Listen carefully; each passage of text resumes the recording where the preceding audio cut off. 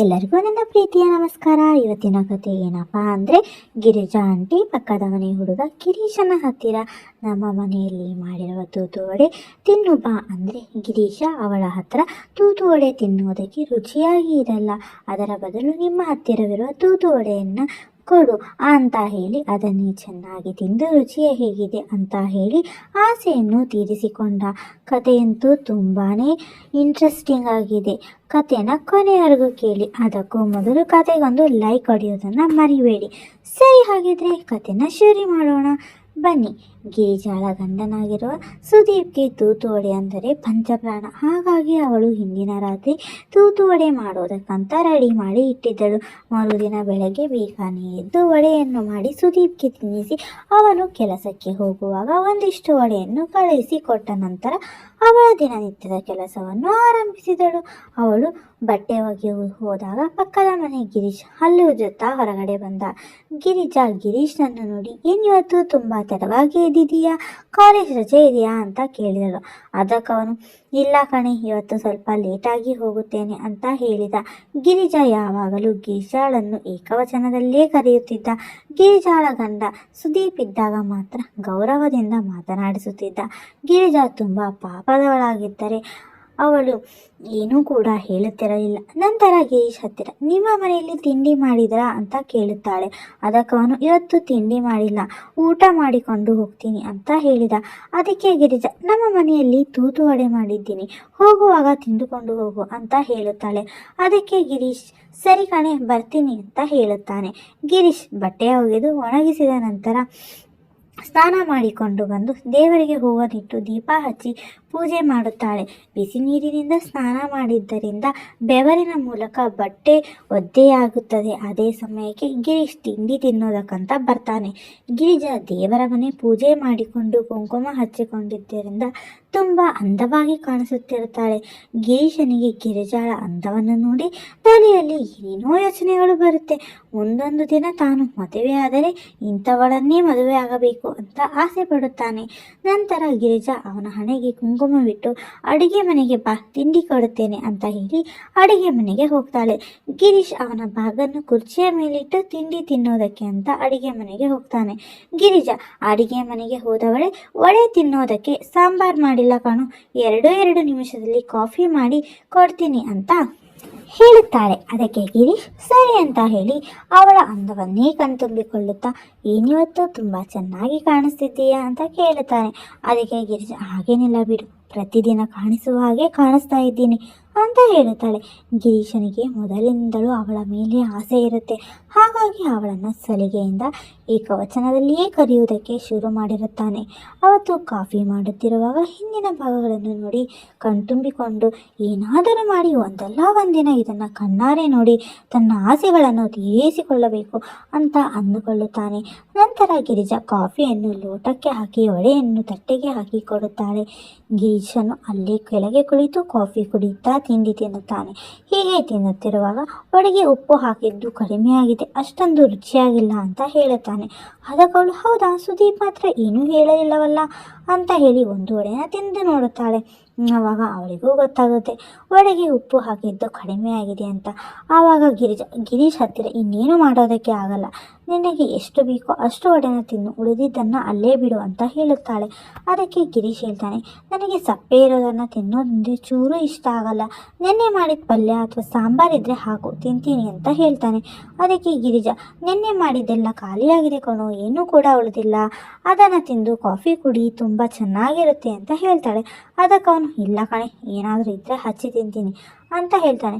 ಅದಕ್ಕೆ ಗಿರಿಜಾ, ನೀನು ತಿನ್ನೋದೇ ಬೇಡ, ಅಲ್ಲೇ ತಟ್ಟೆಯಲ್ಲಿ ಬಿಟ್ಟು ಕಾಫಿನ ಕುಡಿ, ನಿನಗೆ ತಿನ್ನೋದಕ್ಕೆ ರುಚಿಯಾಗಿರಬೇಕಂದರೆ ನನ್ನದಕ್ಕೆ ಹಚ್ಚಿಕೊಂಡು ತಿನ್ನು, ಆವಾಗ ಉಪ್ಪು ಚೆನ್ನಾಗಿ ತಾಗಿ ರುಚಿಯಾಗಿರುತ್ತೆ ಅಂತ ಹೇಳುತ್ತಾಳೆ. ಗಿರೀಶನಿಗೆ ಅವಳ ಮಾತಿನ ಅರ್ಥ ಏನು ಅಂತಾನೆ ಗೊತ್ತಾಗಲ್ಲ. ಆಮೇಲೆ ಗೊತ್ತಾಗುತ್ತೆ. ಗಿರಿಜಾ ಏನು ಹೇಳಿದೆ ಅಂತ ಗಿರಿಜಾಳ ಮಾತನ್ನು ಕೇಳಿ ಇವನಿಗೆ ತುಂಬ ಸಂತೋಷವಾಗುತ್ತೆ.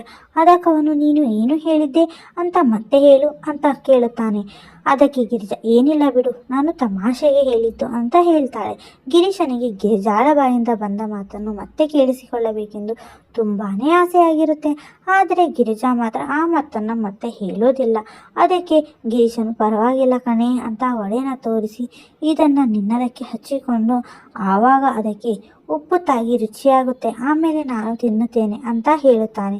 ಅದಕ್ಕೆ ಗಿರಿಜಾ ಅಯ್ಯೋ ನಾನು ಸುಮ್ಮನೆ ತಮಾಷೆಗೆ ಹೇಳಿದ್ದು ಕಣು, ನೀನು ಆ ಮಾತನ್ನು ಸೀರಿಯಸ್ ಆಗಿ ತಗೋಬೇಡ ಅಂತ ಹೇಳುತ್ತಾನೆ. ಅದಕ್ಕೆ ಗಿರೀಶ್ ಅದೆಲ್ಲ ನನಗೆ ಗೊತ್ತಿಲ್ಲ, ಕನಿಷ್ಠ ಒಂದು ಒಡೆಗಾದರೂ ನಿನ್ನದನ್ನು ಹಚ್ಚಿಕೊಡಲೇಬೇಕು ಅಂತ ಹಠ ಮಾಡೋದಕ್ಕೆ ಶುರು ಮಾಡ್ತಾನೆ. ಗಿರಿಜಾ ಎಷ್ಟೇ ಬೇಡ ಅಂತ ಹೇಳಿದ್ರು ಗಿರೀಶ್ ಮಾತ್ರ ಅವಳ ಮಾತನ್ನು ಕೇಳೋದೇ ಇಲ್ಲ. ನಂತರ ಅವಳು ಸರಿ ಒಂದಕ್ಕೆ ಮಾತ್ರ ಹಚ್ಚಿಕೊಡುತ್ತೇನೆ, ಆದರೆ ನೀನು ಆಚೆ ತಿರುಗಬೇಕು ಅಂತ ಹೇಳುತ್ತಾಳೆ. ಅದಕ್ಕೆ ಗಿರೀಶನ್ ಸರಿ ನಾನು ಏನು ಕೂಡ ನೋಡೋದಿಲ್ಲ, ಸುಮ್ಮನೆ ಆಚೆ ತಿರುಗಿ ಕಣ್ಣನ್ನು ಮುಚ್ಚಿಕೊಳ್ಳುತ್ತೇನೆ ಅಂತ ಹೇಳುತ್ತಾನೆ. ಗಿರೀಶ್ ಆಚೆ ತಿರುಗಿದಾಗ ನಂತರ ಗಿರಿಜಾ ಒಂದು ಒಡೆಯನ್ನು ತೆಗೆದುಕೊಂಡು ಅವಳದಕ್ಕೆ ಚೆನ್ನಾಗಿ ಹಚ್ಚಿ ತಗೋ ಅಂತ ಗಿರೀಶನಿಗೆ ಕೊಡುತ್ತಾಳೆ. ನಂತರ ಗಿರೀಶನು ತಿಂಡಿಯನ್ನು ತೆಗೆದುಕೊಂಡು ತಿನ್ನುತ್ತಾನೆ. ಒಡೆಯಿಂದ ಬರುತ್ತಿದ್ದ ಪರಿಮಳ ಗಿರೀಶನ ಮೂಗಿಗೆ ಬಡಿಯುತ್ತೆ. ಆವಾಗ ಅವನಿಗೆ ಎಷ್ಟು ಖುಷಿಯಾಗುತ್ತೆ ಅಂದರೆ ತಿಂಡಿಯನ್ನು ತಿನ್ನುತ್ತಾ ಆಹಾ ಈಗ ಇದು ತುಂಬಾ ರುಚಿಯಾಗಿದೆ ಕಣೆ, ಇದೇ ಥರ ನಿನ್ನದಕ್ಕೆ ಹಚ್ಚಿಕೊಟ್ಟರೆ ನಾನು ಎಷ್ಟು ಬೇಕಾದರೂ ತಿಂದು ಖಾಲಿ ಮಾಡುತ್ತೇನೆ ಅಂತ ಹೇಳುತ್ತಾನೆ. ಅದನ್ನು ಪೂರ್ತಿಯಾಗಿ ತಿನ್ನುತ್ತಾನೆ. ಗಿರೀಶನ ಮಾತುಗಳನ್ನು ಕೇಳಿ ಗಿರಿಜಾಳಿಗೆ ತುಂಬಾ ನಾಚಿಕೆ ಆಗುತ್ತೆ. ಅವನು ಸ್ವಲ್ಪ ಕೂಡ ವೇಸ್ಟ್ ಮಾಡದೆ ವಡೆಯನ್ನು ತಿನ್ನುತ್ತಿದ್ದನ್ನು ನೋಡಿ ತುಂಬಾ ಸಂತೋಷ ಪಡುತ್ತಾಳೆ. ಗಿರೀಶ್ ಒಂದನ್ನು ತಿಂದ ಮೇಲೆ ಮತ್ತೊಂದಕ್ಕೆ ಹಚ್ಚಿಕೊಡುವುದಕ್ಕೆ ಹೇಳುತ್ತಾನೆ. ಅದಕ್ಕವಳು ಇನ್ನೂ ನನ್ನ ಕೈಯಿಂದ ಆಗಲ್ಲ, ನೀನು ಸುಮ್ಮನಿರು ಅಂತ ಹೇಳುತ್ತಾಳೆ. ಆದರೆ ಗಿರೀಶ್ ಬಿಡಬೇಕಲ್ಲ, ತಿಂಡಿಗೆ ಹಚ್ಚಿಕೊಡದಿದ್ದರೂ ಪರವಾಗಿಲ್ಲ, ಅದನ್ನೇ ನನಗೆ ಕೊಟ್ಟು ಬಿಡು, ಚೆನ್ನಾಗಿ ತಿಂದು ರುಚಿ ನೋಡುತ್ತೇನೆ ಅಂತ ಹೇಳುತ್ತಾನೆ. ಅದಕ್ಕೆ ಗಿರಿಜಾ ಮೊದಲು ನೀನು ಕಾಲೇಜಿಗೆ ಹೋಗಿ ಚೆನ್ನಾಗಿ ಓದಿ ಒಳ್ಳೆ ಸಾಧನೆ ಮಾಡು, ಆಮೇಲೆ ನಿನಗೆ ಇದಕ್ಕಿಂತ ಒಳ್ಳೆಯದು ಸಿಗುತ್ತೆ, ಈಗ ತಿಂಡಿಯನ್ನು ಬಿಟ್ಟು ಕಾಲೇಜ್ಗೆ ಹೊರಡು ಅಂತ ಹೇಳ್ತಾಳೆ. ಆದರೆ ಗಿರೀಶ್ ಮಾತ್ರ ನಾನು ಅದನ್ನು ತಿಂದು ರುಚಿ ನೋಡಿಯೇ ಹೋಗುವುದು, ಇಲ್ಲವೆಂದರೆ ಹೋಗುವುದಿಲ್ಲ ಅಂತ ದೃಢವಾಗಿ ಹೇಳುತ್ತಾನೆ. ಅದಕ್ಕೆ ಗಿರಿಜಾ ನೀನು ಈಗಲೇ ಇದಕ್ಕೆಲ್ಲ ಆಸೆ ಪಡಬಾರದು, ಮೊದಲು ಚೆನ್ನಾಗಿ ಓದಬೇಕು, ಆಮೇಲೆ ನಿನಗೆ ಇದಕ್ಕಿಂತ ರುಚಿಯಾಗಿರುವುದು ಸಿಗುತ್ತೆ ಅಂತ ಹೇಳುತ್ತಾಳೆ. ಅವಳು ಎಷ್ಟೇ ಹೇಳಿದರೂ ಗಿರೀಶ್ ಮಾತ್ರ ಗಿರಿಜಾಳ ಮಾತನ್ನು ಕೇಳದೆ ಹಠ ಮಾಡುತ್ತಲೇ ಇರುತ್ತಾನೆ. ಗಿರಿಜಾಳಿಗೂ ಸಹ ಅವನು ತಿಂಡಿಯನ್ನು ತಿಂದಿದ್ದನ್ನು ನೋಡಿ ತುಂಬಾನೇ ಆಸೆ ಆಗಿರುತ್ತೆ. ಹಾಗಾಗಿ ಅವಳು ಇವನು ಕೊಡದಿದ್ದರೆ ಬಿಡುವುದಿಲ್ಲ ಅಂತ ಗೊತ್ತಾಗಿ ಸರಿ ತಗೋ ಏನು ಬೇಕಾದರೂ ಮಾಡು ಅಂತ ತೋರಿಸುತ್ತಾಳೆ. ಅವನಿಗೆ ಅದನ್ನು ನೋಡಿ ಬಾಯಲ್ಲಿ ನೀರು ಬರೋದಕ್ಕೆ ಶುರುವಾಗುತ್ತೆ. ಅವನ ಜೀವನದಲ್ಲಿ ಅದೇ ಮೊದಲ ಸಲ ನೋಡಿದ್ದು, ಹಾಗಾಗಿ ಮೊದಲು ಪೂರ್ತಿಯಾಗಿ ನೋಡಿ ಕಣ್ತುಂಬಿಕೊಂಡು ನಂತರ ಅದರ ರುಚಿಯನ್ನು ನೋಡುತ್ತಾನೆ. ಅದು ಎಷ್ಟು ಸ್ವಾದಿಷ್ಟವಾಗಿರುತ್ತದೆ ಅಂದರೆ ಅವನಿಂದ ಕನ್ನಡದ ಯಾವುದೇ ಪದಗಳಿಂದ ವರ್ಣಿಸುವುದಕ್ಕೆ ಆಗಲ್ಲ, ಅಷ್ಟು ರುಚಿಯಾಗಿರುತ್ತೆ. ಹೀಗೆ ಸ್ವಲ್ಪ ಹೊತ್ತು ತಿಂದ ನಂತರ ಸಾಕು ಇವಾಗ ಕಾಲೇಜ್ಗೆ ಹೋಗು, ಓದು, ಇಲ್ಲದಿದ್ದರೆ ಇದರಿಂದ ನಿನ್ನ ವಿದ್ಯಾಭ್ಯಾಸಕ್ಕೆ ತೊಂದರೆಯಾಗುತ್ತೆ ಅಂತ ಹೇಳಿ ಬಿಡಿಸಿಕೊಳ್ಳುತ್ತಾಳೆ. ಫ್ರೆಂಡ್ಸ್, ಒಂದು ವೇಳೆ ಅವನ ಜಾಗದಲ್ಲಿ ನೀವು ಇದ್ದಿದ್ದರೆ ಏನು ಮಾಡುತ್ತಿದ್ರಿ ಅಂತ ಯೋಚಿಸಿ. ಗಿರೀಶ್ ಇಂತಹ ಅವಕಾಶ ಇನ್ನು ಮುಂದೆ ಯಾವತ್ತೂ ಸಿಗಲ್ಲ ಅಂತ ಅನಿಸಿ ಗಿರಿಜಾಳ ಕಾಲಿಗೆ ಬಿದ್ದು ನಿನ್ನ ತಮ್ಮಯ್ಯ ಅಂತೀನಿ, ನನಗೆ ಒಂದೇ ಒಂದು ಸಲ ಅವಕಾಶ ಮಾಡಿಕೊಡ್ತೀಯಾ ಅಂತ ಕಣ್ಣೀರಿಡುತ್ತಾ ಕೇಳುತ್ತಾನೆ. ಗಿರೀಶನ ಕಣ್ಣೀರು ಅವಳ ಪಾದ ಮೇಲೆ ಸುರಿದಾಗ ಗಿರಿಜಾಳಿಗೆ ಅವನ ಮೇಲೆ ಅನುಕಂಪ ಹುಟ್ಟುತ್ತೆ. ಅದಕ್ಕವಳು ನಿನಗೆ ಅವಕಾಶ ಕೊಡೋದು ದೊಡ್ಡ ವಿಷಯವೇನಲ್ಲ, ಆದರೆ ಇವತ್ತೊಂದು ದಿನ ಮಾಡೋದಕ್ಕೆ ಅವಕಾಶ ಕೊಟ್ಟರೆ ನೀನು ಪ್ರತಿದಿನ ಬೇಕೆಂದರೆ ನಾನೇನು ಮಾಡೋದು, ಮೊದಲೇ ನೀನು ತುಂಬ ಹಠಮಾರಿ, ಒಂದು ಅವಕಾಶದಿಂದ ನಿನ್ನ ವಿದ್ಯಾಭ್ಯಾಸ ಹಾಳಾದರೆ ಅದಕ್ಕೆ ನೇರವಾಗಿ ನಾನೇ ಹೊಣೆ ಆಗುತ್ತೇನೆ, ನಿನ್ನ ಜೀವನ ನನ್ನಿಂದ ಹಾಳಾಗುವುದು ನನಗೆ ಸ್ವಲ್ಪವೂ ಇಷ್ಟವಿಲ್ಲ ಅಂತ ಹೇಳುತ್ತಾಳೆ. ಅದಕ್ಕೆ ಗಿರೀಶನು ಇಲ್ಲ ಕಣಿ, ಇವತ್ತೊಂದಿನ ನನಗೆ ಅವಕಾಶ ಕೊಡು, ನಿನ್ನ ಮೇಲೆ ತುಂಬ ಆಸೆ ಇಟ್ಟುಕೊಂಡಿದ್ದೇನೆ, ಇವತ್ತೇ ಮೊದಲು ಇವತ್ತೇ ಕೊನೆ ಅಂತ ಬೇಡಿಕೊಳ್ಳುತ್ತಾನೆ. ಆವಾಗ ಗಿರಿಜಾಳ ಮನಸ್ಸು ಕರಗಿ ಸರಿ ಅಂತ ಒಪ್ಪಿಕೊಂಡು ಮಾಡೋದಕ್ಕೆ ಒಂದೇ ಒಂದು ಅವಕಾಶ ಕೊಡುತ್ತಾಳೆ.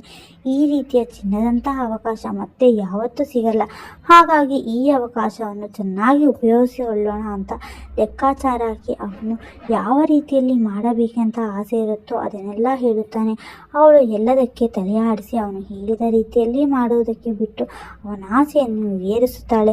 ಅದು ತುಂಬ ದೊಡ್ಡದಿದ್ದ ಕಾರಣ ಆ ನೋವನ್ನು ಸಹ ಸಹಿಸಿಕೊಂಡು ಸಾರ್ಥಕತೆ ಮೆರೆಯುತ್ತಾಳೆ. ಗಿರಿಜಾಳಿಗೆ ಅವನಿಗಿಂತ ತುಂಬಾ ಸಂತೋಷವಾಗುತ್ತೆ. ಕೊನೆಯಲ್ಲಿ ನೀರು ಹೊರಗಡೆ ಚೆಲ್ಲಿ ಹೋಗಿತ್ತು ಅಂತ ಕೇಳುತ್ತಾನೆ. ಅದಕ್ಕೆ ಗಿರಿಜಾ ಹೇಳುತ್ತಾಳೆ, ಇಂತಹ ಒಳ್ಳೆಯ ಅನುಭವ ನನಗೆ ಇದುವರೆಗೂ ಆಗಿಲ್ಲ, ನನಗಂತೂ ತುಂಬಾ ಖುಷಿಯಾಗಿದೆ ಅಂತ ಹೇಳುತ್ತಾಳೆ. ನಂತರ ಅವನು ಅವಳಿಗೊಂದು ಅಪ್ಪಿಗೆ ಕೊಟ್ಟು ಕಾಲೇಜಿಗೆ ಹೊರಡುತ್ತಾನೆ. ಫ್ರೆಂಡ್ಸ್, ಕಥೆ ಹೇಗಿತ್ತು? ಚೆನ್ನಾಗಿತ್ತಲ್ವ? ಸರಿ, ಆಗಿದ್ರೆ ಮುಂದಿನ ವಿಡಿಯೋಗೆ ಸಿಗೋಣ. ಅದಕ್ಕೂ ಮೊದಲು ನಮ್ಮ ಚಾನಲ್ ಮರೆಯದೆ ಸಬ್ಸ್ಕ್ರೈಬ್ ಮಾಡಿಕೊಳ್ಳಿ.